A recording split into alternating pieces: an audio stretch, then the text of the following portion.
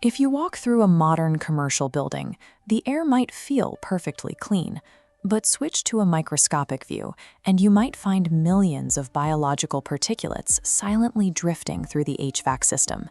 When indoor mold is disturbed without the right precautions, the colony releases a massive plume of spores into the air, actively seeking new moisture sources to colonize. Wiping down a contaminated wall with bleach and a rag is often counterproductive. Standard janitorial approaches aerosolize the spores, pushing them into the ductwork and spreading the contamination to completely unaffected rooms. Neutralizing these spores requires the same engineering controls used in hazardous material containment. In Texas, the state draws a strict legal line defining exactly when a mold problem requires professional intervention. It is known as the 25 contiguous square foot rule. This diagram shows how a seemingly minor issue triggers the threshold. The law counts the entire area that requires cleaning, wiping, and HEPA vacuuming. A small sink leak easily exceeds 25 square feet when factoring in the surrounding cabinets, floors, and walls. At this size, Texas law requires a strict separation of duties. One company writes the plan, the assessment consultant, and a different company executes it, the remediation contractor.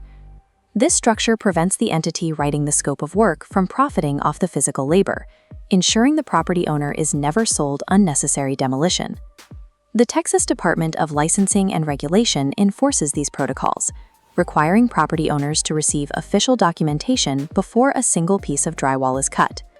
Crossing that 25 square foot tripwire legally transforms routine building maintenance into a heavily regulated environmental operation. Before boots ever hit the ground, the assessment consultant drafts a remediation protocol. This document acts as the exact blueprint detailing how to isolate the contamination. Because spores become highly concentrated, operators must wear specific personal protective equipment, including full bodysuits and respirators to protect their lungs. To lock down the hot zone, technicians build physical perimeters, sealing off every HVAC vent, every single window, and every doorway to clean areas.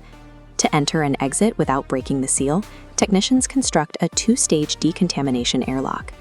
When exiting, operators move into the first chamber to be thoroughly HEPA vacuumed, removing attached spores before stepping into clean environments. Physical barriers like plastic sheeting and suits have limitations. To guarantee microscopic particles cannot escape, the operation requires an active defense system. That active defense relies on a physics principle called negative air pressure. Negative air machines continuously pull contaminated air out of the sealed zone, exhausting it outside. This vacuum ensures that through any tiny leak, clean air flows inward. Regulations require a specific differential, negative 0.02 inches of water column. Operators constantly verify this pressure using digital manometers or by simply observing the thick plastic walls physically billowing inward toward the workspace. Inside the zone, additional machines act as air scrubbers, cycling the room's entire air volume. Every drop of exhausted and scrubbed air passes through high-efficiency particulate air, or HEPA, filtration. These dense filters trap 99.97% of particulates, easily capturing microscopic mold spores. By combining thick physical barriers with constant inward airflow, the remediation team successfully traps the biological threat in a highly controlled, inescapable vacuum. Eventually, all the contaminated drywall is bagged up and removed. But the work isn't finished, and the negative pressure systems keep running.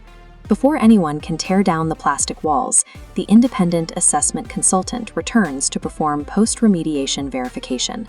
The consultant first conducts a rigorous visual inspection, confirming there is zero visible fungal growth and no stray construction debris left on any surface. Once the space passes the visual test, the consultant pulls bio-aerosol samples, testing the air inside the pressurized containment zone to measure microscopic spore counts. This chart illustrates the strict clearance criteria. The operation is only deemed successful when the indoor spore concentrations drop to match or beat the natural baseline levels found in the outdoor air. Only after the lab results confirm the air is clean can the machines be powered down and the polyethylene barriers carefully dismantled. The final objective is securing a specific legal document, the Certificate of Mold Damage Remediation, or CMDR.